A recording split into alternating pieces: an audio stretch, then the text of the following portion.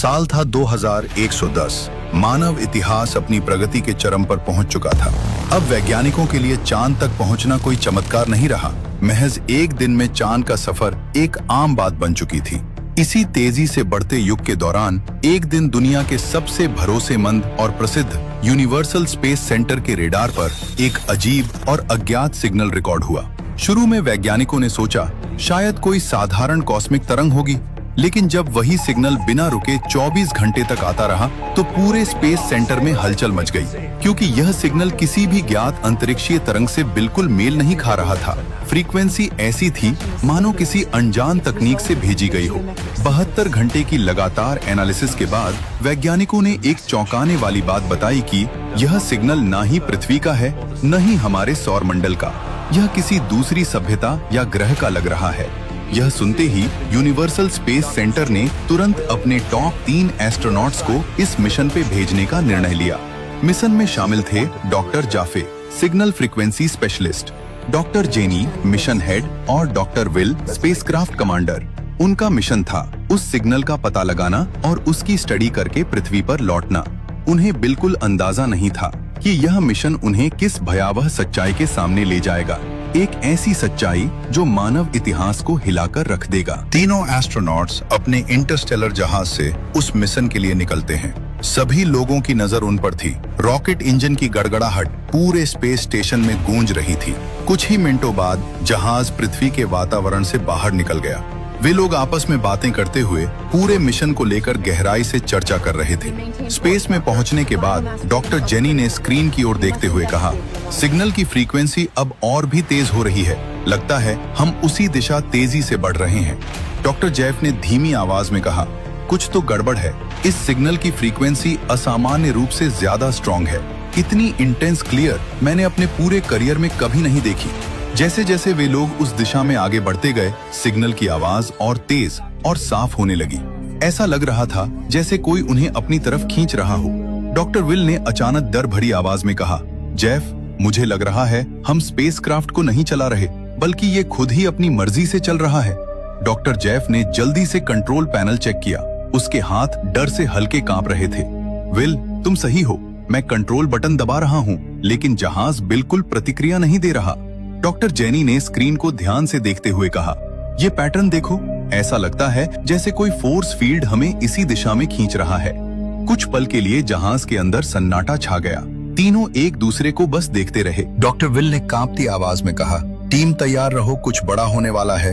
Doctor jenny ने तुरंत पृथ्वी पर स्पेस सेंटर को संदेश भेजने की कोशिश की, लेकिन कनेक्टिविटी पूरी तरह से गायब थी, मानो किसी ने जानबूझकर बाहरी संपर्क ब्लॉक कर दिया हो। तभी अचानक जहाज में बज रहा अलर्ट सिग्नल एकदम से बंद हो गया। उनकी स्क्रीन काली पड़ी और बाहर की खिड़की के सामने घना मोटा कोहरा छा गया, इतना कि कुछ भी दिखाई नहीं दे रहा था। इंटरस्टेलर धीरे धीरे उस कोहरे के बीच बढ़ने लगा, मानो किसी अदृश्य शक्ति उसे अपनी ओर खींच रही हो। कुछ ही सेकंड बाद कोहरा धीरे धीरे हटने लगा और जैसे ही दृश्य साफ हुआ, तीनों की सांसें रुक सी गईं।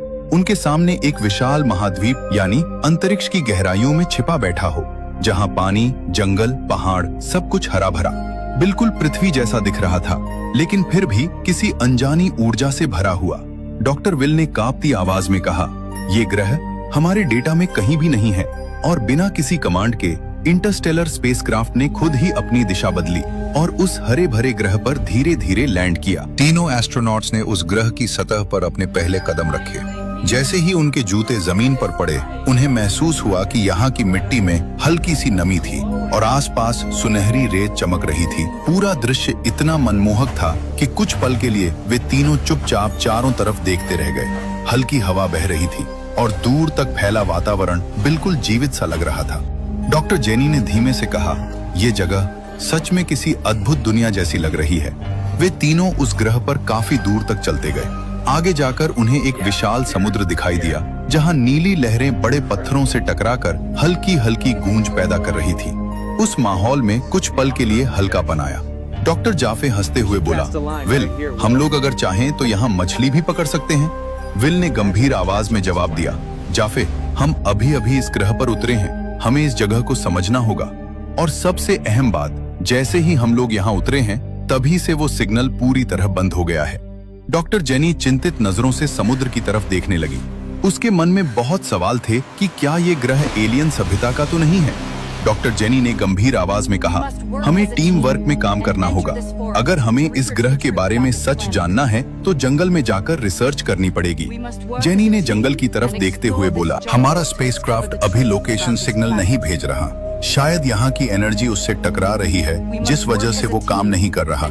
इसलिए मैं और जेफ जंगल के अंदर जाकर सैंपल और डेटा इकट्ठा करेंगे। और विल, तुम स्पेसक्राफ्ट के पास ही रहोगे। हमारे पर्सनल लोकेटेड सिस्टम पर नजर रखना। अगर कोई भी अजीब मूवमेंट दिखे तो तुरंत हमें संकेत भेजना। विल ने सिर हिलाया, ठीक है, तुम दोनों सावधान रहना। ये ग्रह जितना सुंदर दिख रहा है उतना ही खतरनाक भी हो सकता है। डॉक्टर जेनी और जेफ ने अपने उपकरण उठाए और गहरे जंगल की ओर बढ़ने लगे। जंगल में काफी अंदर तक चलते हुए डॉक्टर जेनी और जेफ अचानक रुक गए। पेड़ों के बीच से दूर एक अजीब सी चमक दिख रही थी, जैसे कोई मशीन धीरे धीरे ब्लिंक कर रही हो। दोनों धीरे धीरे उसके करीब गए और जैसे ही उनके सामने पूरा दृश्य साफ हुआ, उनकी सांसें रुक सी गईं। उनके सामने एक विशाल स्पेसक्राफ्ट पड़ा था, आधा जमीन में धंसा हुआ और उसके कोनों पर हल्की हल्की नीली लाइट ब्लिंकिंग कर रही थी। ये देखने के बाद जेनी बोली, न जाने कितने दिन से क्रैश हुआ है, फिर भी इसका इंजन बंद नहीं हुआ। जेफ कांपते हुए बोला, जेनी, ये हमारा जहाज नहीं है और न ही पृथ्वी की कोई तकनीक। जेनी बस उसे देखती रह गई। स्पेसक्राफ्ट का डिजाइन इतना हाईटेक था कि वो मानव सभ्यता से कई 100 साल आगे का लग रहा था। उसकी प्लेट पर अजीब चिन्ह बने थे। जेनी ने धीरे से कहा, अगर ये जहाज यहाँ क्रैश हुआ है तो इसका मतलब है कि इस ग्रह पर दूसरे ग्रह के लोगों की भी नजर होगी। दोनों एक पल के लिए बिल्कुल चुप खड़े रहे। उन्हें पहली बार समझ आया, ये ग्रह सुंदर जरूर है लेकिन सुरक्षित बिल्कुल नहीं। दोनों ने तय किया कि वे लोग स्पेसक्राफ्ट के अंदर जाएंगे। डर दोनों के अंदर था, मगर हिम्मत करते हुए अंदर गए। मगर जैसे ही वे लोग अंदर दाखिल हुए, दोनों कुछ पल के लिए वहीं थमसे गए, क्योंकि अंदर का नजारा किसी भविष्य की दुनिया से कम नहीं था। पूरा स्पेसक्राफ्ट चमक रहा था, दीवारों पर लगी लाइट्स अभी भी जल रही थीं और दर्जनों सुपर कंप्यूटर अपने आप चल रहे थे, जैसे वह जहाज अभी भी किसी अदृश्य मिशन पर काम कर रहा हो। स्क्रीन पर तेजी से डाटा चल रहा था, जैसे कोई इस ग्रह की जानकारी किसी दूर ग्रह पर ऑटोमेटिक भेज रहा हो। डॉक्टर जेफ धीरे धीरे एक बड़े कंप्यूटर के सामने जाकर खड़ा हुआ। जैसे ही वो उसके करीब पहुंचा, स्क्रीन अचानक चमकी और कुछ ही सेकंड में कंप्यूटर ने जेफ की पूरी जानकारी उसके बिना कुछ करे ही स्कैन और सेव कर ली। जेनी घबरा गई और बोली, जेफ, हमें अभी बाहर निकलना होगा। अगर यह सिस्टम तुम्हारी जानकारी ले सकता है तो कोई हमें देख भी सकता है। इससे बड़ी समस्या हो सकती है। जेफ ने तुरंत सिर हिलाया। दोनों बिना एक और सेकंड गवाए तेजी से स्पेसक्राफ्ट के बाहर निकल आए। बाहर आते ही जंगल फिर से उतना ही खामोश था जितना कुछ पल पहले था, लेकिन अब हवा में एक अजीब डर महसूस हो रहा था, मानो कोई उन्हें कहीं से चुपचाप देख रहा हो। स्पेसक्राफ्ट से बाहर निकलते ही जेफ ने धीमे स्वर में कहा, जेनी, क्या यह संभव है कि इस तरह के स्पेसक्राफ्ट को ढूंढने के लिए कोई और भी यहाँ आ सकता है? जेनी ने चारों तरफ देखते हुए गंभीरता से जवाब दिया, हाँ, बिल्कुल संभव है। इसकी जो तरंगे और कनेक्टिविटी हमने महसूस की हैं, वो किसी आम तकनीक की नहीं है। अगर यह सिग्नल हमारे पास पहुंचा है तो यकीनन ब्रह्मांड में कहीं और भी इसे रिसीव किया गया होगा, और ऐसा हुआ तो हमें इस ग्रह पे बहुत से अद्भुत चीजें देखने को मिलेंगी, यहाँ तक कि एलियन भी। जेफ ने घबराकर पूछा, मतलब कोई और सभ्यता भी इस ग्रह की तरफ बढ़ चुकी होगी? जेनी ने गहरी सांस ली। हाँ, और अगर ऐसा हुआ तो हो सकता है वे हमसे कहीं ज्यादा उन्नत और खतरनाक हों। इसलिए हमें जल्दी पता लगाना होगा कि यह ग्रह आखिर है क्या। तभी अचानक उनकी लोकेशन डिवाइस पर तेज इमरजेंसी अलर्ट बज उठा। आवाज इतनी तेज थी कि दोनों डर गए और एक दूसरे की तरफ देखने लगे। जेनी घबराकर बोली, जेफ, ये विल का ट्रैकर है, कुछ बहुत गड़बड़ है। बिना एक सेकंड गंवाए दोनों जंगल से बाहर की ओर भागने लगे। उनके कदम भारी हो रहे थे, दिल तेजी से धड़क रहा था, क्योंकि उन्हें महसूस हो गया था कि विल किसी बड़े खतरे में है। जैसे ही वे उस जगह पहुंचे जहां स्पेसक्राफ्ट और विल को मौजूद होना चाहिए था, मगर उनके पैरों तले जमीन खिसक गई। वहां न विल था, न ही उनका स्पेसक्राफ्ट। सिर्फ रेत में एक कोने सा दबा हुआ उनका ट्रैकिंग डिवाइस पड़ा था, जो अभी भी ब्लिंक कर रहा था। जेनी की आवाज कांप गई, विल, क्या तुम हमें सुन रहे हो? प्लीज जवाब दो। लेकिन चारों तरफ सिर्फ गहरी खामोशी थी। सिर्फ समुद्र की लहरों की आवाज उनके कानों में गूंज रही थी। उनकी आंखों में डर भर आया था। अब तक वे इस ग्रह को बस रहस्यमयी समझ रहे थे, लेकिन अब ये जगह उनके लिए घातक लगने लगी थी। दोनों धीरे धीरे घुटनों पर वहीं बैठ गए, हैरान, टूटे हुए और निराश, क्योंकि उन्होंने अपना एक साथी खो दिया था और उन्हें पता भी नहीं था कि विल और इतना बड़ा स्पेसक्राफ्ट आखिर कोई इसे गायब कैसे कर सकता है, और अगर उठाया है तो किसने या किस चीज ने।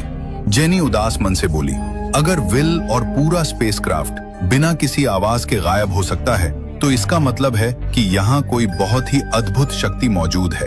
जैफ ने चारों ओर देखते हुए धीमे से कहा, जेनी, मुझे लग रहा है वो सिग्नल जिसने हमें यहाँ तक पहुँचाया उसी ने विल को भी यहाँ से गायब किया है, और अब हम दोनों को साथ ही रहना होगा। अब उनके सामने दो सबसे बड़ी समस्याएं खड़ी थी।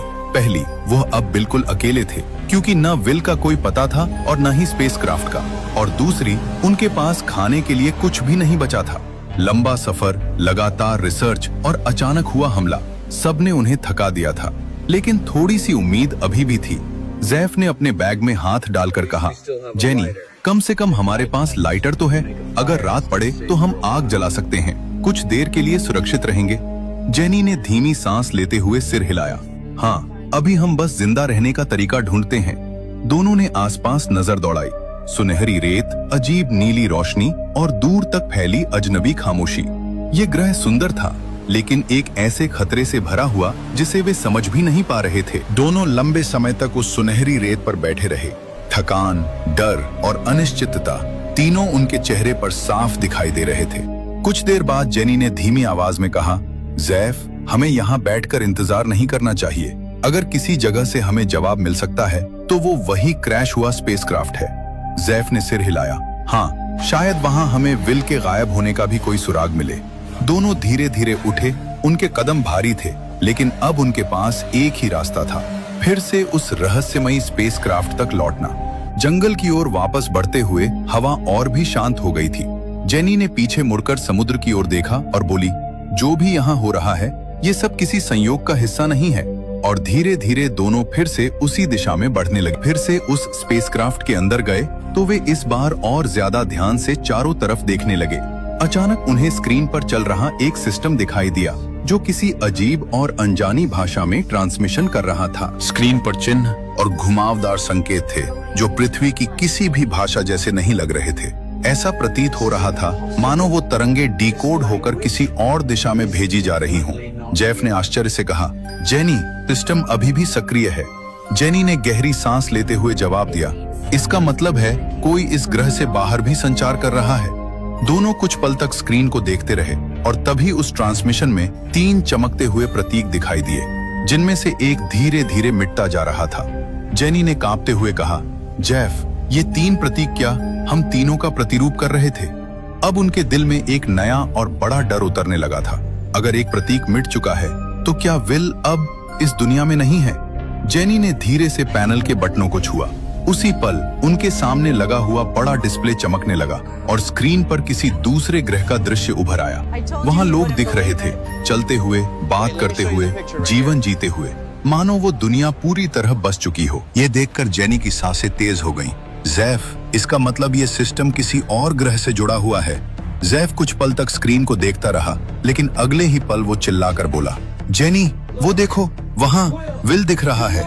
स्क्रीन पर सचमुच विल दिखाई दे रहा था, जैसे वो किसी और ही रहस्यमय ग्रह पर जा पहुंचा हो। दोनों के दिल में एक साथ खुशी और चिंता दौड़ गई। खुशी इस बात की कि विल जिंदा था और चिंता इस बात की कि वो इतनी दूर कैसे पहुंच गया। जेनी धीरे से बोली, अगर विल वहां है तो हमें पता लगाना होगा कि वो वहां कैसे गया और क्या हम लोग भी जा सकते हैं। दोनों हैरान परेशान उस स्पेसक्राफ्ट में बैठे रहे और अब उनके सामने एक नया रहस्य खड़ा था। दोस्तों, अब सबसे बड़ा सवाल यही है कि क्या जेनी और जैफ अपने साथी विल को वापस ला पाएंगे, या फिर वे दोनों भी उसी रहस्यमयी ग्रह पर पहुंच जाएंगे जहां विल इस समय फंसा हुआ है। क्या ये तीनों फिर कभी मिल पाएंगे या हमेशा के लिए इस अनजान रहस्यमयी ग्रह पर फंसे रह जाएंगे? ये राज अभी भी बाकी है और असली कहानी तो अब शुरू होने वाली है। आगे की कहानी जानने के लिए आपको देखना होगा पार्ट 2। अगर आप चाहते हैं कि हम इसका अगला पार्ट जल्दी लेकर आए तो कमेंट बॉक्स में लिखिए पार्ट 2।